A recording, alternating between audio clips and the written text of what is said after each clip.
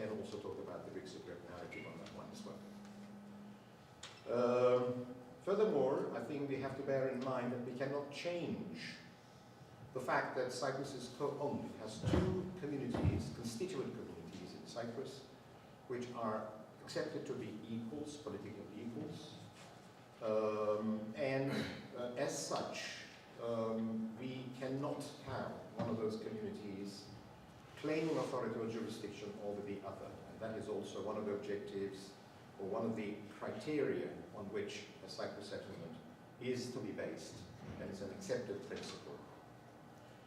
Furthermore, we cannot change the geography of Cyprus. We cannot change our neighbors. We have to accept the fact that we are in a geography. We have the neighbors we have, and as small islands, we have to find the ways to live in peace with the people that surround us. The islands are under the influence of continental masses, and we do have continental masses, states in the area. Another point that we have to remember is that the UN mandate in Cyprus is to contribute to a return to normal conditions. This is UN Security Council Resolution 186 of 1964, meaning that the current condition in Cyprus is not normal. And it's not normal in the sense also that we cannot have such a long-lasting relationship, a hostile relationship between the two communities of the island. It has to be addressed and solved. The fact that the status quo is unacceptable and unsustainable is accepted by all. It has also gone into the joint declaration of last year, February of last year. So that's another fact that has to be borne in mind. I think finally, I need to say that we have to look beyond the traditional communal narratives and prepare to reframe the relationship, the hostile relationship we have in the two communities to this day, and to be able to forgive and even to ask for forgiveness if we are to prepare a future of coexistence in Cyprus, respect and cooperation. I think these are some of the basic, I think, givens or facts that we have to bear in mind. I think a few more points that we can highlight is that the conditions to establish normality in Cyprus have been laid down and extensively discussed since the high-level agreements of 1977 and 1709. Finally, on the 11th of February 2014, these were put together in a more extensive context in a joint declaration of that date. So we do have basic pillars, basic guidelines, a basic formula to settle the Cyprus problem. I think which is another maybe asset and opportunity that we need to capitalize on.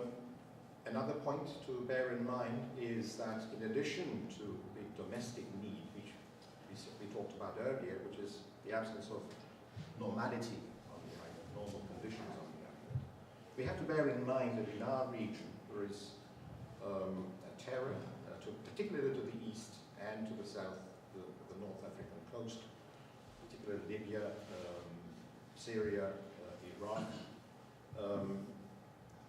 There is centers of instability, and we do not want those to come to the eastern Mediterranean and to infect our island.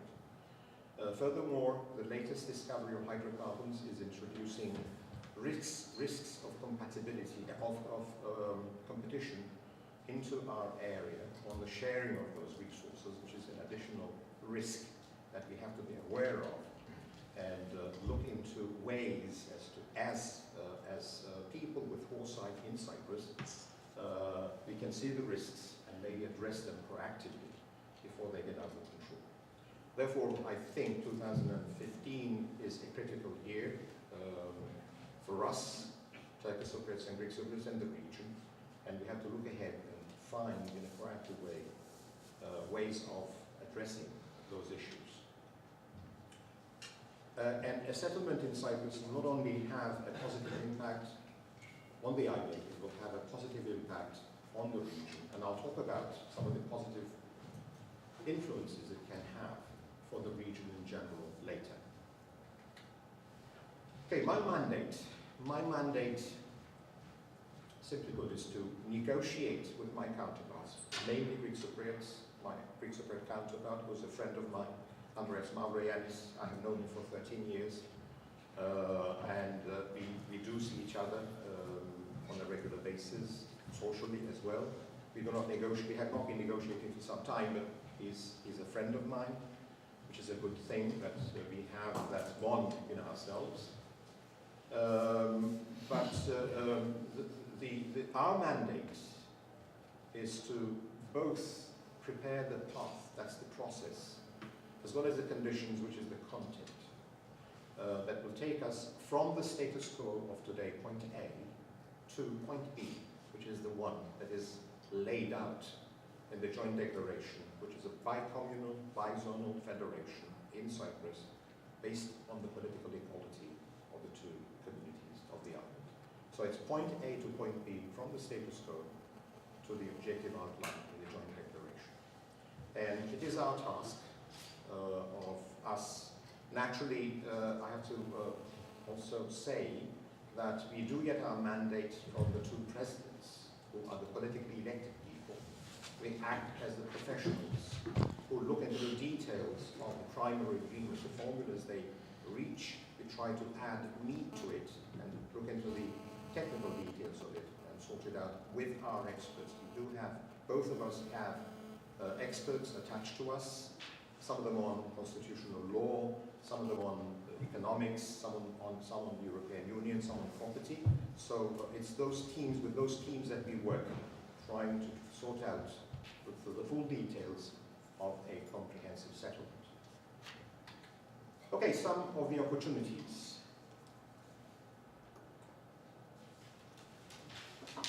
That can help us to help or catalyze a problem that we have not been able to solve since 1963. So what are some of the elements, some of the factors that we can use to help us to tackle this difficult problem? I have three in mind. The first one is the discovery of hydrocarbons. The second one is the need for stability in the Eastern Mediterranean and to avoid conflict. And the third one is the need to revitalize our economies and financial system in the two communities, which are both relying on rescue packages. In our case, it relies on rescue packages from Turkey. In the case of the Greek Cypriots, it relies on a rescue package from the European Union. This cannot continue forever. Rescue packages will not save us. We have to revitalize our economies and our financial system. So these are three basic needs which together may be able to help us. If we can feel the inducement, if we can feel the urge, if it can become visible on the two communities, we may be able to use these factors as a catalyst. But of these three, hydrocarbons is probably the most tangible. Tangible in the sense that for a catalyst to be practical, to have the impact, it must have rewards, and it must have an inducement on both parties. It must have some kind of a conditionality on it. To give you one example, in 2004, if EU membership was made conditional on settlement in Cyprus, the chances are that we would have achieved a settlement in Cyprus on the basis of the Annan Plan. But it was not designed as a catalyst, EU membership for Cyprus. But hydrocarbons can today be used as such an inducement, as a tool. If you can understand that hydrocarbons discovery can turn into a curse if not managed properly. If all the stakeholders are not cooperating and are in competition, it can turn into a curse. But for hydrocarbons to be turned into a blessing, you need political stability, cooperation and the working relationship between the stakeholders, domestic stakeholders, which are the Turkish Cypriot and Greek Cypriot communities, and you need cooperation between outside and the outside stakeholders, which in this case are the other people which neighbor the Eastern Mediterranean. To get the maximum economic return from hydrocarbon discovery, you have to optimize your options and look at options which require the least investment and maybe the market to which you can sell with the least of investment in terms of a pipeline or an LNG plant or etc. To be able to take to it. So a settlement in Cyprus could facilitate, if you can all understand that a settlement in Cyprus could facilitate all of those things. A working relationship between the two stakeholders on the island, plus the neighbors, all of the neighbors, which can facilitate for all of us to use and link all producers in the Eastern Mediterranean. Currently we have Israel and Cyprus on the Aphrodite fields. Some discovery has been made. If we can join our forces and do the least amount of investment to take it to markets that will yield better returns to us, if you can understand this need, which in turn can also ease the burden on our economies. I mean, we will have monetizing possible through that, through our economies. Then both the needs of stability, the best optimization of hydrocarbon discovery, and also economic returns, in addition to hydrocarbons, linking up, maybe in this case for the Greek Cypriots, with the Turkish market for tourism, for services, and the reconstruction that will be necessary for Cyprus to build up our infrastructure again, to link up our infrastructure, the investment that will come in, also the foreign investment attached to that. We may be able to overcome the economic burden and also achieve better security and better political stability on the island of Cyprus. So hydrocarbons, I think, is a key element in terms of the potential catalyst factor that we have ahead of us, and it needs to be used in that context. I think a few other elements that I can talk about is that the Turkish Cypriots, a democratic, secular, non-violent European community, we, together with the Greek Cypriots, can provide a model for peaceful change and coexistence, cooperation, partnership across cultures. In our neighborhood, people are trying to do this through violence. They're trying to sort of impose themselves over others. There is no tolerance to difference, to others. Whereas in Cyprus, we don't have violence. We do have the conditions to turn Cyprus into a model for the region.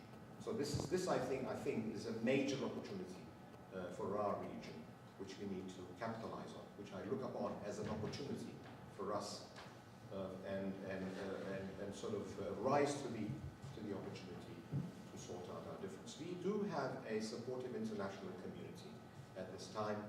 I think Turkey and Greece are also supportive in the process. I mean, I deal with the Turkish side personally, and they have been supportive. They continue to be supportive.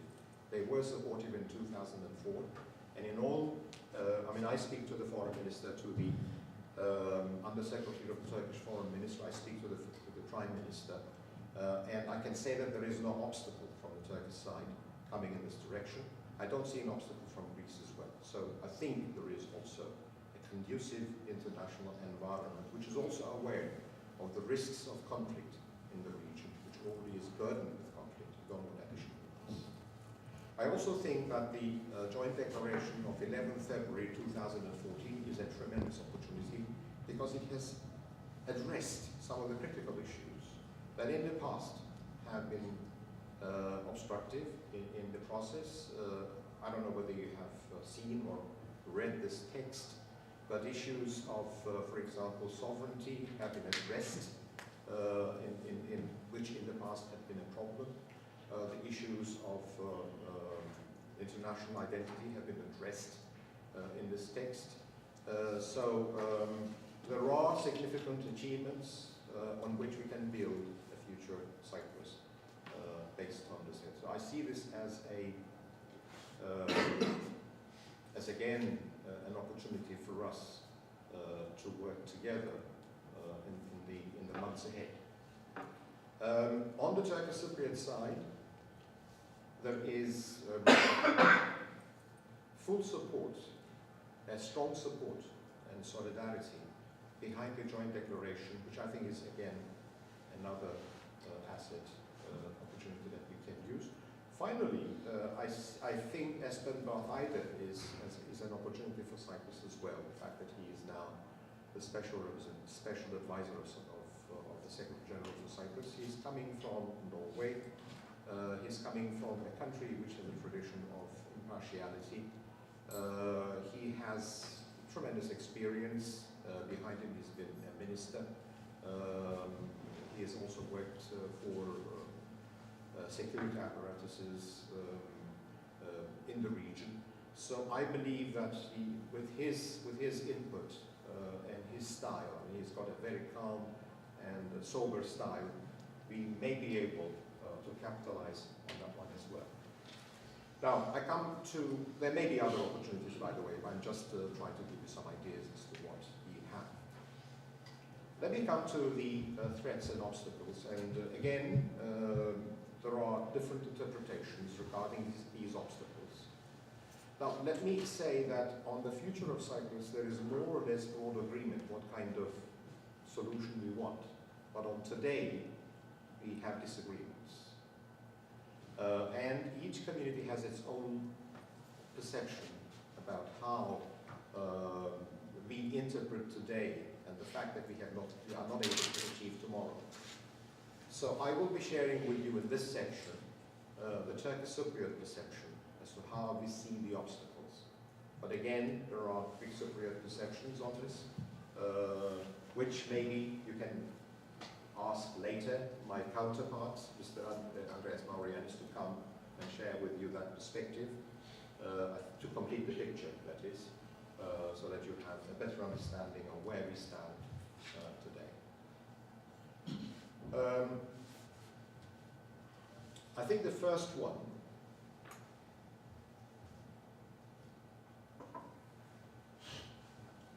is the asymmetry of power and standing and status,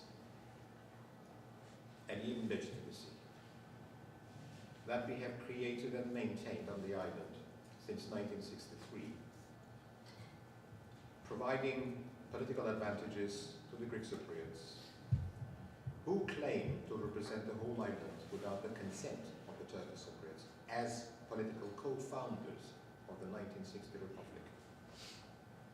That status is providing Greek Cypriots a tremendous advantage, and we see that advantage, and then not trying to keep and perpetuate that advantage, rather than moving again towards power sharing with Turkish Cypriots. I think this is one of the main obstacles that we have been facing, that we have created, that imbalance, that gap in Cyprus, and thus acting as an incentive for Greek Cypriots to perpetuate the status quo, rather than moving towards point B that I described earlier on. Secondly, there is a sense on the Greek Cypriot side, again, I'm talking about the Turkish Cypriot perspective, by the way, please don't read me wrong on this. It's the perspective I'm talking about, Turkish Cypriot perspective. There is a sense on the Greek Cypriot side, as we perceive it, that the island is a Hellenic island, and therefore Turkish Cypriots are not real political equals, and thus equal power sharing is not part of the culture, in the political culture in the south. Furthermore, there is some difficulty in understanding the meaning of bizonality. Bizonality, as described by the Secretary Generals, meaning that it would mean a significant majority of the population and of property to be in the intents of the community which is going to be running that constituent state. So that is the definition of Paisonanti as defined by the Secretary General, in which Greek Cypriots have difficulty because there is an argument for the return of all Greek Cypriots to their former properties, which is supported by some key parties in the South. So this is another difficulty on the subject of property that we see attached to the principle of Paisonality in Cyprus. Thirdly, based on the practice that we have seen on the Greek Cypriot side since 1963, a comfort zone has been created where Greek Cypriots see it natural as then being the legitimate government of the whole island. And therefore, for example, with the discovery of the hydrocarbons on the island, the argument on the Greek Cypriot side is that this is the sovereign right of the Republic of Cyprus. But it is the Republic of Cyprus of 1963 which we are trying to move towards the objective in the joint declaration of power sharing with Turkish Cypriots. And we understand that they are equal owners of resources. So if we continue on the claim that this is the sovereign right of that republic, which is totally owned by one of the communities, leaving the other out, we will never be able to achieve the power sharing objective. We have to be able to take the step from the status quo in the direction of power sharing and introducing the processes of working together, preparing the ground, changing, making the transformation for us to be able to realize federalism in the future. That's one of the other obstacles that is seen on the Turkish Cypriot side as one of the obstacles. Another element, maybe as an obstacle, there are certain political parties, which are some of the key parties in southern Cyprus, which have failed to internalize the needs of the joint declaration that was signed on the 11th of February 2014. So that's another obstacle. In fact, we have seen some of those parties withdrawing their support from the Greek Cypriot president following the acceptance of the joint declaration in 2014 from one additional obstacle is on the interpretation, on the understanding of federalism. Federalism is interpreted by the two communities for understandable reasons, but anyway, it's seen differently on the two sides.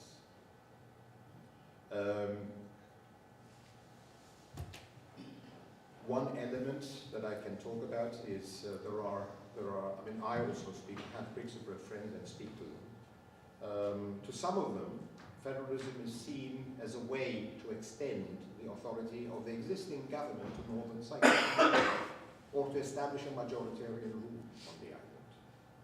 So these are some of the different interpretations of the needs of federalism in the other. For the Turkish Cypriots, federalism is attached to political equality. On the Greek Cypriot side, there are who understand it as a majoritarian system of governance rather than upholding the needed political equality in the equation.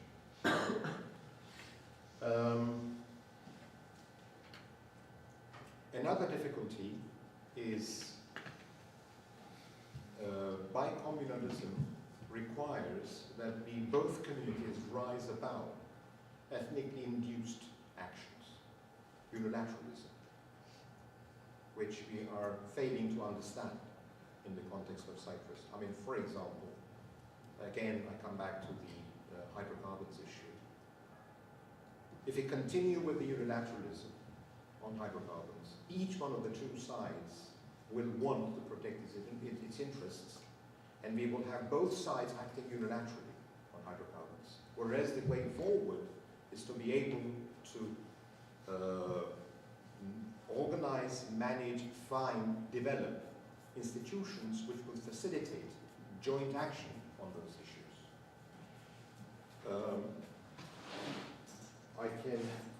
There are already such institutions in place, and we could learn from them. I'd like to read you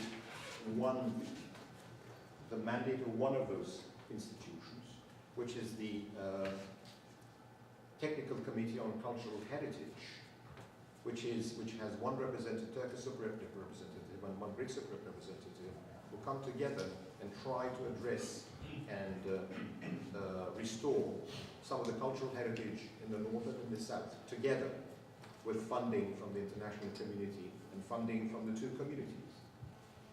And for example, the mandate, I've got their mandate here with me, of this technical committee reads that the committee works to provide a mutually acceptable mechanism for the implementation of the practical measures for the proper maintenance, preservation, physical protection and restoration, including research, study and survey of the immovable cultural heritage of Cyprus.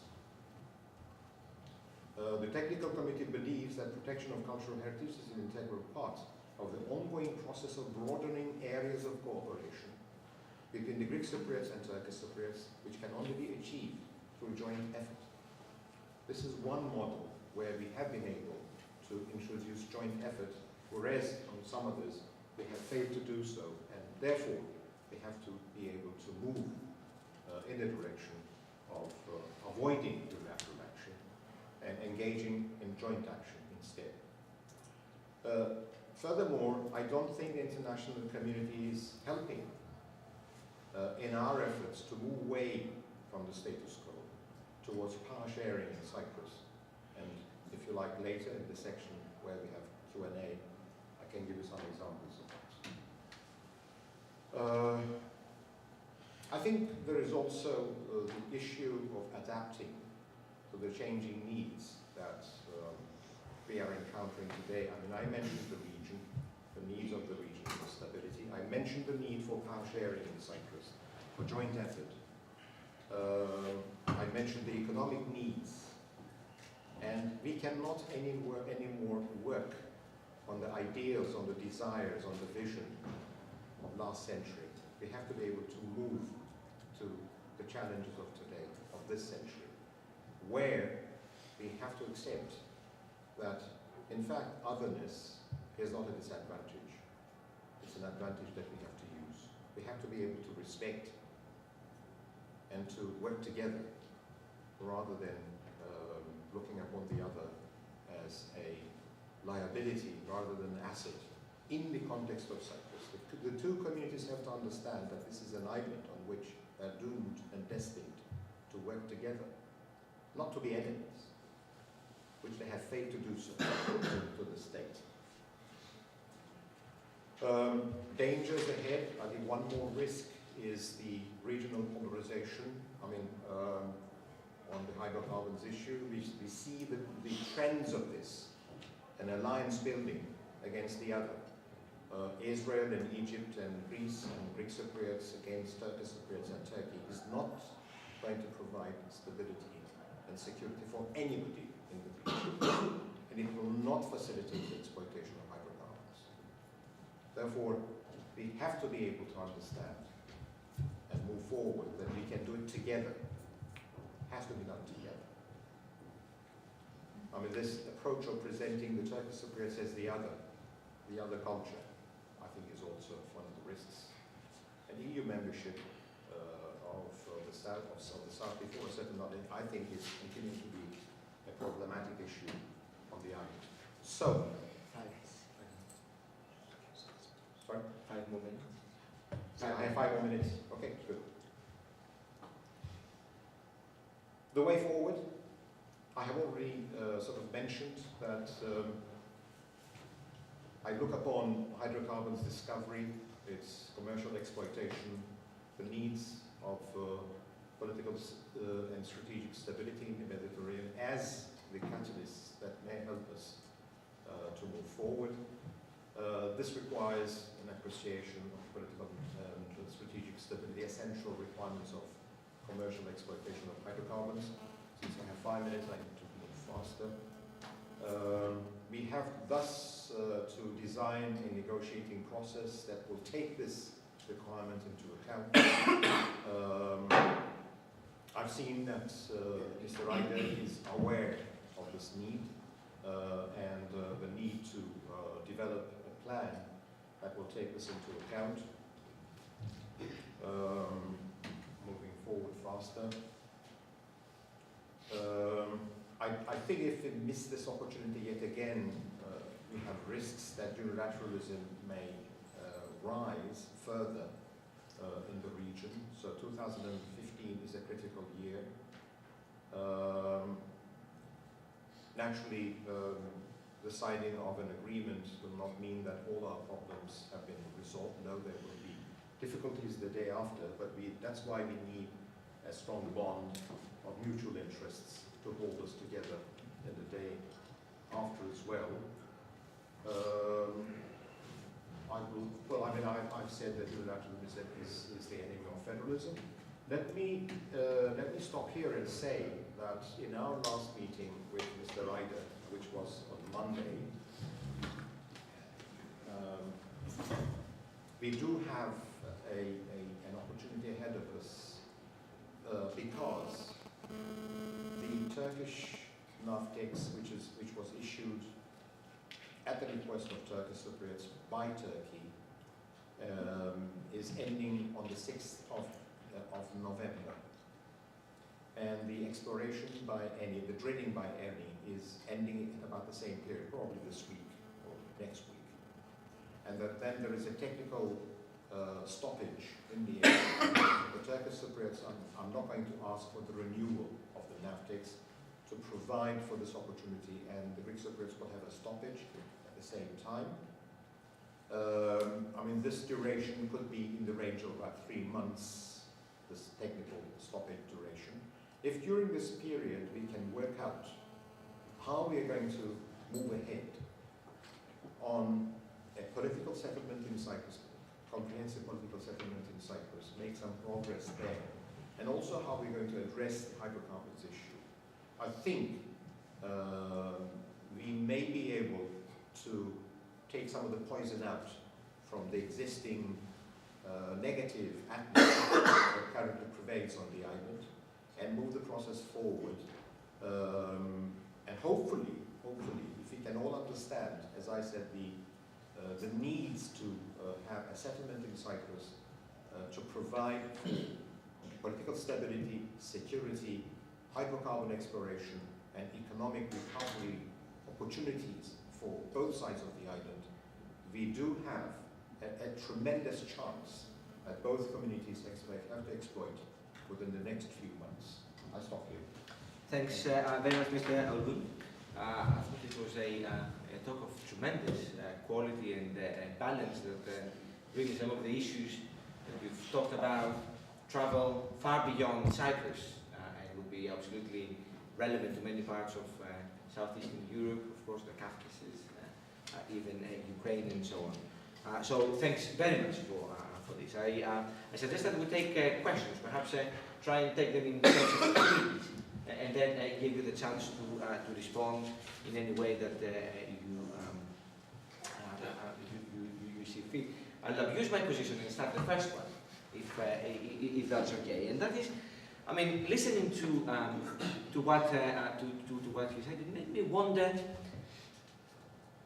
who is actually really in favor of finding a solution in Cyprus. I've traveled to the island many times. I'm very familiar with the kind of education and narrative that the young Greek Cypriots have been brought up with, that focus very much on the negative of the 1960 Republic, see very much the Turkish Cypriot community as an alien, if not an enemy altogether.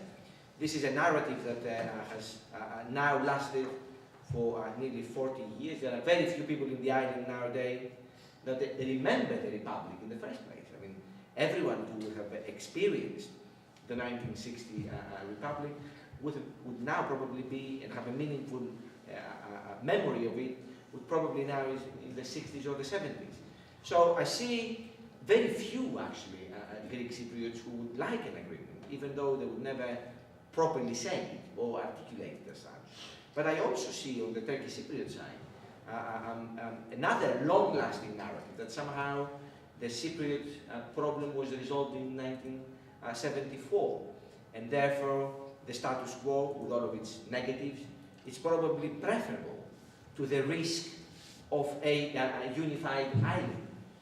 That makes me a bit pessimistic about, even though I wholeheartedly agree with what you say, it makes me pessimistic to figure out what is the constituency that would actually support the compromises that are needed in order to build a peace process. But that's my view, and that's a view of not a Greek Cypriot, but of a Greek who's been living abroad for many years. But perhaps we can get a couple more questions, and we can then ask you to respond. Thank you. That was very interesting. If I could actually build on what Dimitris said about this sort of... Should I change my venue? Yeah. Yes.